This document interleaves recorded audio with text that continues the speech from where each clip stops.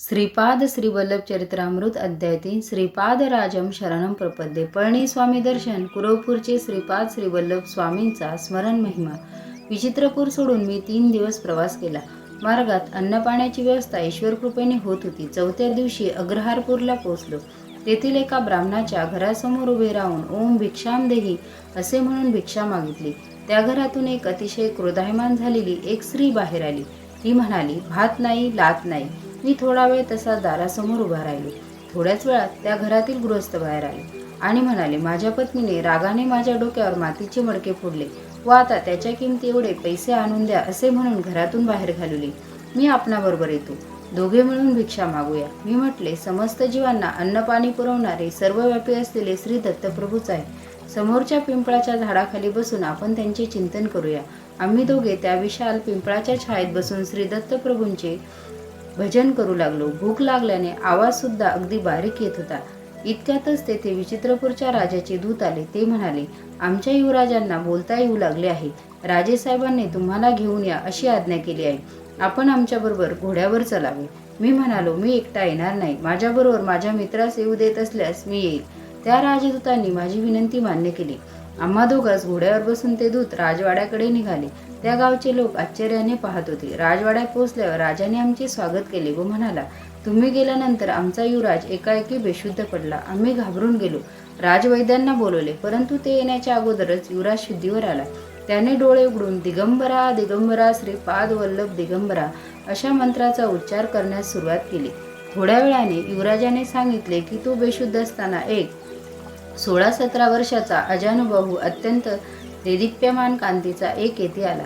त्याने युवराजांच्या जिभेवर विभूती घातली आणि त्या क्षणी त्याला वाचा प्राप्त झाली. राजाने विचारले, ते यती कोण होते? श्री दत्तप्रभूंशी त्यांचे काय नाते आहे हे सारे विस्तारपूर्वक सांगावे. मी सांगितले. युवराजांना दिसलेले 16-17 वर्षाचे दिव्य स्वरूप यती श्री श्रीपाद श्रीवल्लभ होते. त्यांनीच युवराजास वाचा प्रदान केली. ते दत्तप्रभूंचे कलियुगातील अवतार आहेत. त्यांच्या दर्शनासाठी मी कुरवपूर क्षेत्री जात आहे. मार्गात अनेक पुण्यपुरुषांचे संत महात्म्यांचे दर्शन होत आहे. दरबारातील सर्व लोकांनी श्रीपाद श्रीवल्लभांचा एकमुखाने जय जयकार केला. राजाने मला व माझ्याबरोबर आलेल्या त्या गृहस्थास सुवर्णमुद्रा दान दिल्या. त्या घेऊन आम्ही निघालो. राजाच्या राजगुरूने म्हटले, आपणामुळे आमचा ज्ञानोदय झाला व दत्तमहिमा कळाला. आम्ही आतापर्यंत वैष्णव व शैव या भेदात पापच करीत होतो. आपणच आम्हास खरा मार्ग दाखवला. आमच्याबरोबर माधव नमुद्री नावाचा एक ब्राह्मण सुद्धा कुरवपुरात श्री स्वामींच्या दर्शनास निघाला. आम्ही तिघे विचित्रपूर सोडून अग्रहारपूर या गावी आलो. माझ्याबरोबर आलेल्या अग्रहारपूरच्या गृहस्थाने राजाने दिलेल्या सुवर्णमुद्रा आपल्या पत्नीस दिल्या. ती अत्यंत आनंदित झाले. तिने सर्वांना यथेच्छ भोजन दिले. त्यानंतर ती श्री श्रीपाद श्रीवल्लभांची भक्त झाली. मी आणि माधव नमुद्री चिदंबरकडे जाण्यास निघालो. सध्याच्या गुंटूर गर्तपुरी मंडलातील नंबुरी गावात अनेक विद्वान ब्राह्मणांची वास्तव होती. मळियाळ देशातील राजाने नंबुरी येथील अनेक विद्वान पंडितांना आपल्या देशात बोलून त्यांना राजाश्रय दिला होता. हेच ब्राह्मण नमुद्री ब्राह्मण या नावाने प्रसिद्ध होते. ते आचार संपन्न असून परमेश्वरावर दृढ श्रद्धा असलेले वेदसंपन्न ब्राह्मण होते. परंतु माझ्याबरोबर आलेला माधव नमुद्री लहानपणीच मातापित्याच्या छत्राला मुकला असल्याने निरक्षर होता.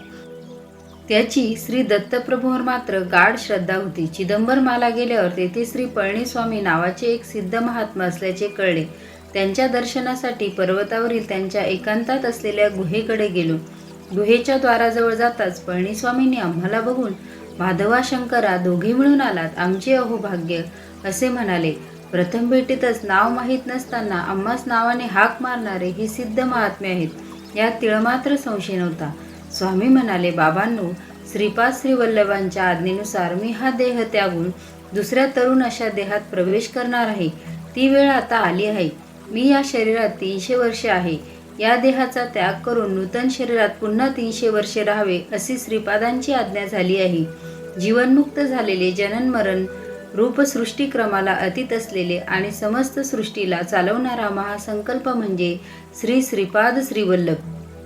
पुढे पळणीस्वामी म्हणाले, अरे शंकरा, तू विचित्रपुरीतील कनाद महर्षींच्या कनाद सिद्धांताविषयी बोलला होतास. त्याचे वर्णन करून सांग. कनाद महर्षींचा कण सिद्धांत. स्वामींच्या प्रश्नाला उत्तर देताना मी म्हणालो, स्वामी मला क्षमा करा.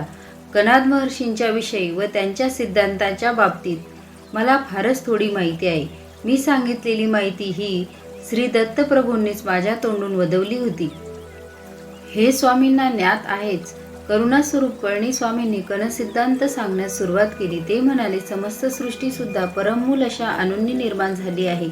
त्या परमाणूपेक्षा सूक्ष्म अशा कणांच्या अस्तित्वाने विद्युत शक्ती उद्भवते. हे सूक्ष्म कण महावेगाने आपापल्या कक्षेमध्ये परिभ्रमण करीत असतात. स्थूल सूर्याभोवती ग्रह आपल्या भिन्न भिन्न कक्षेतून परिभ्रमण करीत असतात. त्याचप्रमाणे हे सूक्ष्म कण सुद्धा आपल्या केंद्रबिंदूस अनुसरून परिभ्रमण करीत असतात. या सूक्ष्म कणापेक्षा सूक्ष्म अशा स्थितीत प्राणीमात्रांचे समस्त भावोद्वेगाचे स्पंदन चालू असते. स्पंदनशील अशा जगात काही स्थिर नाही. चंचलता हा याचा स्वभाव आहे. क्षणोक्षणी बदलणे याचा स्वभाव आहे. या स्पंदनापेक्षा सूक्ष्म स्थितीत दत्तच प्रभूंचे चैतन्य असते. यावरून मला सर्वात महत्त्वाचे म्हणजे सूक्ष्म असलेल्या सगळ्यापेक्षाही सूक्ष्म असलेल्या श्री दत्तप्रभूंचा अनुग्रह मिळवणे जितके सोपे आहे तितकेच कठीण सुद्धा आहे. प्रतिकणांचे अनंत भाग केले असता एक एक कणांचा भाग शून्यासमान होतो. अनंत अशा शून्याचे फलस्वरूप ही चराचर सृष्टी आहे. पदार्थसृष्टी ज्या प्रकारे होते त्याच प्रकारे व्यतिरेकी पदार्थाची सुद्धा असते. या दोघांचे मिश्रण झाल्यास व्यतिरेक पदार्थाचा नाश होतो. पदार्थाच्या गुणात सुद्धा फरक होतो.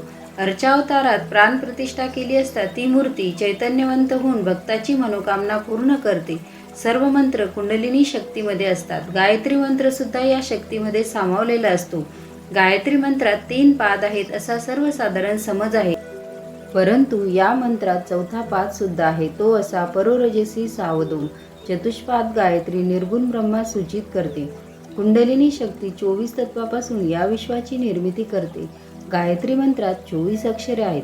24 संख्येला गोकुळ असे सुद्धा नाव आहे. गो म्हणजे 2, कुळ म्हणजे 4. ब्रह्मस्वरूपात कोणताच बदल होत नाही. परिवर्तनातीत असते म्हणून ते 9 या संख्येने सूचित केले जाते. 8 ही संख्या महामायेचे स्वरूप दर्शवणारे आहे. श्रीपाद श्रीवल्लभांचे भक्तगण त्यांना दो चौपाती देवलक्ष्मी असे म्हणत असत. सर्व जीवांचा पतिस्वरूप परब्रह्मच आहे. म्हणून पतिदेव म्हणजे 9 संख्या, लक्ष्मी म्हणजे 8 संख्या, दो म्हणजे 2 संख्या, चौ म्हणजे 4 संख्या सूचित करते. म्हणून दो चौपती लक्ष्मी याचा अपभ्रंश होऊन दो चौपाती देवलक्ष्मी असा झाला. ते सर्व जीवांना 2498 या संख्येची आठवण करून देत असे. गोकुळामध्ये परब्रह्म पराशक्ती हे श्रीपाद श्रीवल्लभ या रूपाचेच आहे. श्रीकृष्ण परमात्मा हे श्रीपाद श्रीवल्लभच आहेत. गायत्री मंत्राचे स्वरूप त्याच्या निर्गुण पादुके समान आहेत. स्वामी पुढे म्हणाले, बाबा शंकरा, स्थूल मानव शरीरात 12 प्रकारचे भेद आहेत. सर्वांना अनुभवास आलेले स्थूल शरीर सूर्याच्या प्रभावात आलेले आहे. श्रीपाद श्रीवल्लभ पिटिकापुरम येथे मानवी शरीराने अवतार घेण्यापूर्वी सुमारे 108 वर्षे या प्रदेशात आले होते. त्यांनी माझ्यावर अनुग्रह केला होता. सध्या ज्या रूपात ते कुरवपूर क्षेत्रात आहे त्याच रूपात तेथे ते आले होते. त्यावेळी आश्चर्यकारक घटना घडली. हिमालयातील काही महायोगी बद्रीकेदार तीर्थक्षेत्रातील बद्रीनारायणाची ब्रह्मकमळे अर्पण करून पूजा करीत होते. ती बद्रीनारायणाच्या चरणी वाहिलेली ब्रह्मकमळे श्रीपाद श्रीवल्लभांच्या चरणावर येऊन पडत. हे दृश्य आम्ही स्वतः नेत्राने पाहिले होते. पळणीस्वामींच्या त्या दिव्य वक्तव्याने मी अगदी भारावून गेलो. अंगी रोमांच उठू लागले. मी त्यांना विचारले, ब्रह्मकमळ म्हणजे काय? ते कोठे मिळतात? त्या फुलांची पूजा केली असता श्री दत्तप्रभू संतुष्ट होतात असे आपल्या सांगण्यावरूनच कळाले. तरी कृपा करून आपण माझ्या शंकेचे समाधान करावे. ब्रह्मकमळाचे स्वरूप. माझ्या विनंतीला मान देऊन श्री पळणीस्वामी स्नेहपूर्ण नजरेने माझ्याकडे पाहत म्हणाले, श्री महाविष्णूंनी श्री सदाशिवाची ब्रह्मकमळाने पूजा केली होती. श्री विष्णूंच्या नाभीतील कमळाला सुद्धा ब्रह्मकमळ असेच म्हणतात. दिव्य लोकातील ब्रह्मकमळासमान भूमंडळातील हिमालयामध्ये हे कमळ सापडते. सुमारे 12,000 फुटावर हिमालयात वर्षातून एकदाच हे उमलते. अर्धरात्रीच्या वेळी हे फूल उमलते आणि उमलत असताना सभोवतालचा परिसर अद्भुत सुवासाने भरून जातो. हिमालयातील साधक महात्मे अशा ब्रह्मकमळाच्या शोधात असतात. शरद ऋतूपासून वसंत ऋतूपर्यंत हे बर्फामध्येच असतात. चैत्र मासाच्या आरंभी ते बर्फातून बाहेर पडते. ग्रीष्म ऋतूमध्ये याची विकासाची प्रक्रिया घडते. अमरनाथमधील अमरेश्वर हिमलिंगाचे दर्शन श्रावण शुद्ध पौर्णिमेस होते आणि याच वेळी अर्धरात्री हे पूर्ण विकसित होऊन उमलते. हिमालयातच तपस्या करणाऱ्या तपस्वी सिद्ध पुरुषांसाठी व साधकांसाठी ही परमेश्वरी अद्भुत लीला होत असते. ब्रह्मकमळाच्या दर्शनाने सर्व पातकांचा नाश होतो. योगसिद्धीतील विघ्ने नष्ट होतात.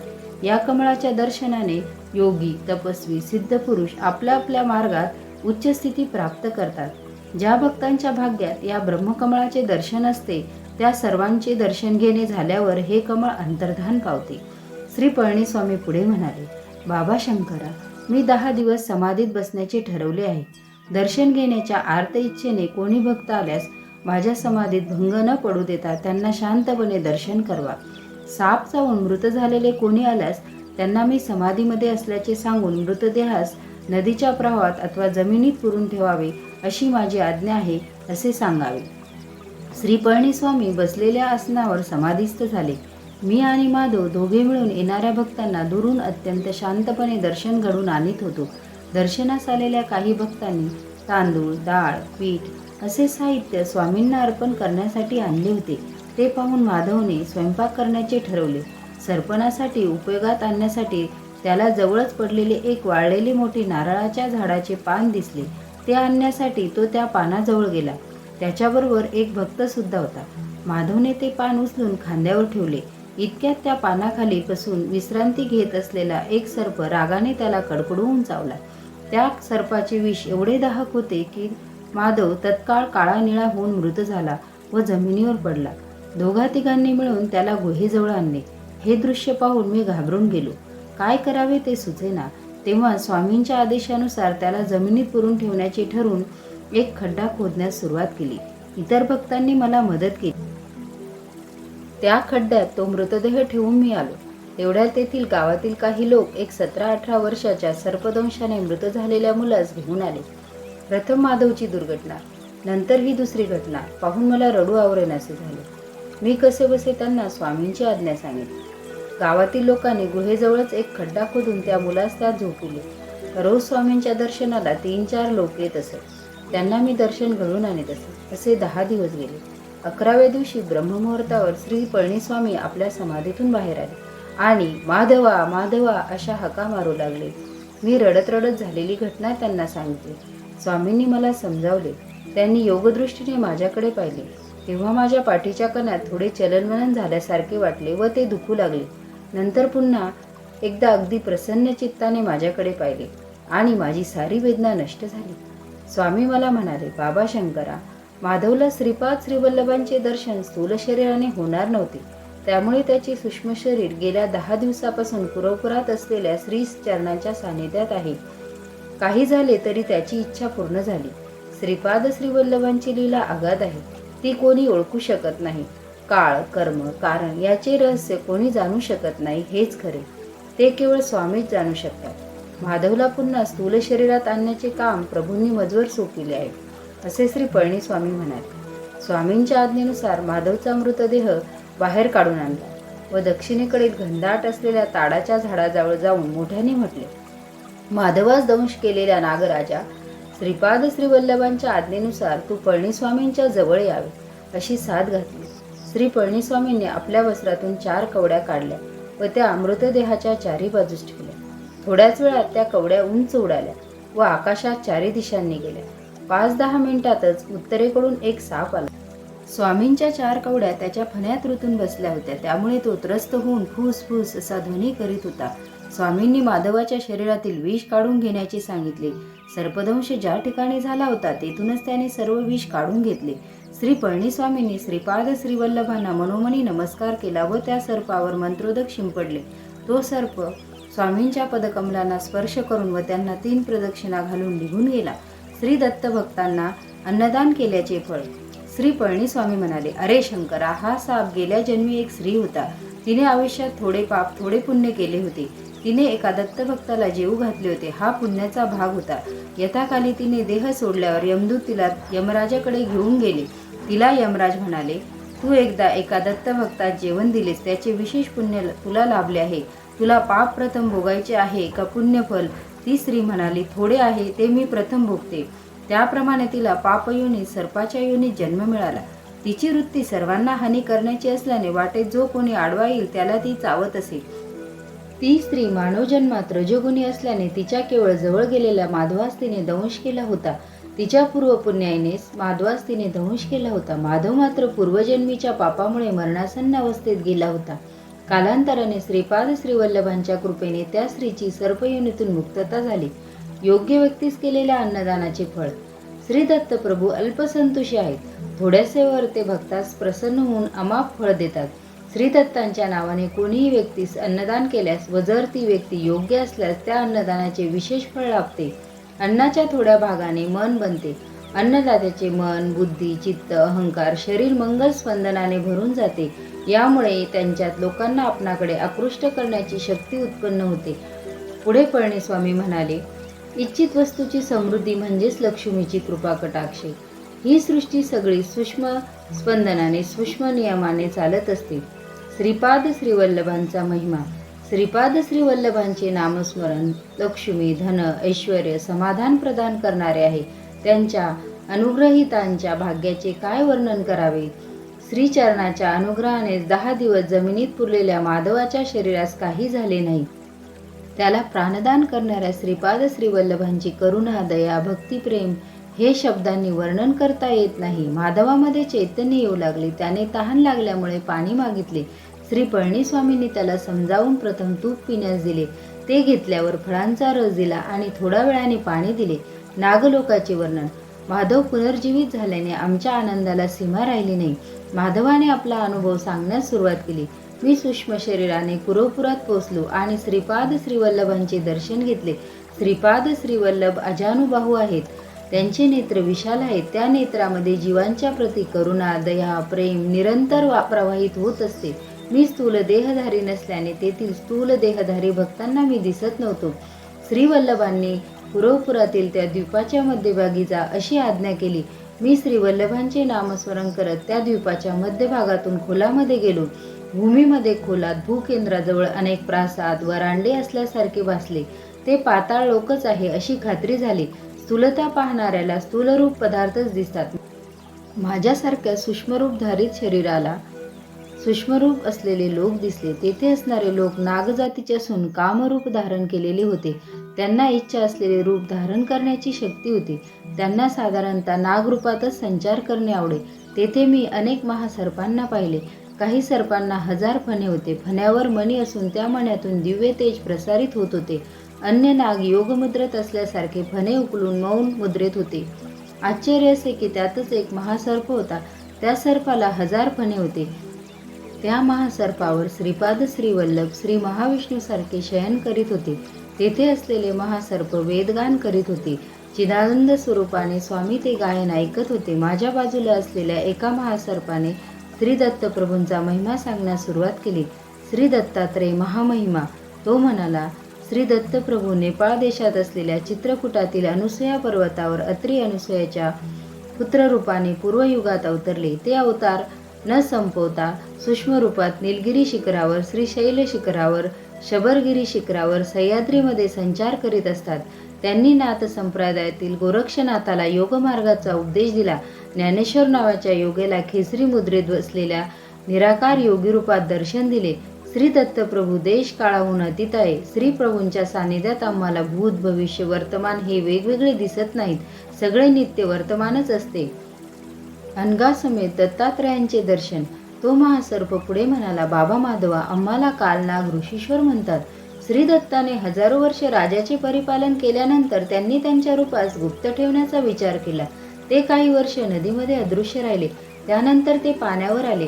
आम्ही अनुचर परत आमच्या बरोबर येतील म्हणून तेथेच वाट पाहत होतो. परंतु ते आमच्यापासून लपण्याचा प्रयत्न करीत होते. ते आम्हाला माहीत होते. ते परत जलसमाधीत जाऊन थोड्या कालांतराने वर्षानंतर वर आले. यावेळेस मात्र त्यांच्या हातात मधुपात्र होते. दुसऱ्या हातात 16 वर्षाची सुंदर कन्या होती. मधुपान करून सदैव गुंगीत असणाऱ्या आणि स्त्रीच्या दास्यात असलेल्या व्यक्तीस आपण आतापर्यंत भ्रमाने आपले दैवत मानले होते. या विचाराने आम्ही तेथून परतलो. त्याचवेळी ते दोघेही अदृश्य झाले. ते अदृश्य झाल्यावरच आम्हाला ज्ञानोदय झाला. त्यांच्या हातातील मधुपात्र हे योगानंद स्वरूप असलेले अमृत आणि ती सुंदर त्रिशक्ती रूपिणी अनघा लक्ष्मी देवी आहे याचे आम्हाला स्मरण झाले. पुनरपि त्यांनी या भूमीवर अवतार घ्यावा यासाठी आम्ही घोर तपश्चर्या केली. आमच्या तपश्चर्येचे फलस्वरूप श्री दत्तात्रयाने पिटिकापुरात श्रीपाद श्रीवल्लभ या नावाने अवतार घेतला. श्री कुरवपुराचे वर्णन. श्री दत्तात्रय प्रभू त्या दिवशी ज्या जागेत स्नानासाठी पाण्यात उतरले होते ती जागा म्हणजेच आजचे परमपवित्र कुरवपूर आहे. ते जलसमाधीमध्ये असताना आम्ही सुद्धा आमच्या सूक्ष्म स्पंदनाने या सूक्ष्म लोकात योग समाधीमध्ये होतो. कौरवांचा आणि पांडवांचा मूळ पुरुष कुरु महाराजांना ज्ञानोपदेश झालेले कुरवपूरच हे पवित्र स्थळ आहे. बाबा माधवा या कुरवपुराचे महात्म्य वर्णन करण्याचे सामर्थ्य आदिशेषात सुद्धा नाही. सदाशिव ब्रह्मेंद्रांची पूर्वगाथा. श्रीपाद श्रीवल्लभांच्या श्रीचरणांना मी अत्यंत नम्र भावाने नमस्कार केला. त्यावेळी प्रभू अत्यंत करुणापूर्ण अंतरंगाने म्हणाले, वत्सा, हे दिव्य भव्य दर्शन म्हणजे फार मोठा अलभ्य योगच आहे. तुला बोललेला एक महासर्प येणाऱ्या शताब्दीत ज्योती रामलिंगेश्वर स्वामी या रूपाने अवतरून ज्योती रूपाने अंतर्धान पावेल. तुझ्याशी बोललेला दुसरा महासर्प सदाशिव ब्रह्मेंद्र या नावाने येणाऱ्या शताब्दीत भूमीवर अवतार घेऊन अनेक लीला दाखवेल. श्री पिटिकापूर सुद्धा माझे अत्यंत प्रिय स्थान आहे. पिटिकापुरात मी जन्मलेल्या माझ्या मातेच्या गृहातच माझ्या पादुकांची प्रतिष्ठापना होईल. माझा जन्म कर्म अत्यंत दिव्य आहे. ते एक गोपनीय रहस्य आहे. तू श्री पिटिकापुरातील माझ्या पादुका प्रतिष्ठास्थळापासून पाताळात जाऊन तेथील तपोनिष्ठ असलेल्या कालनागांची भेट घेऊन ये. श्री पळणीस्वामी मंद हास्याने म्हणाले, बाबा माधवा, पिटिकापुरातील कालनागाविषयी चर्चा नंतर करू. आपण सत्वर स्नानाची पूर्ती करून ध्यानास बसावे अशी श्रीपाद श्रीवल्लभांची आज्ञा आहे. श्रीपाद श्रीवल्लभांचा जय जयकार असो. श्रीपाद श्रीवल्लभांचा जय जयकार असो. फलश्रुती. नागदोष निवारण. संतान प्रतिबंधक दोष निवारण.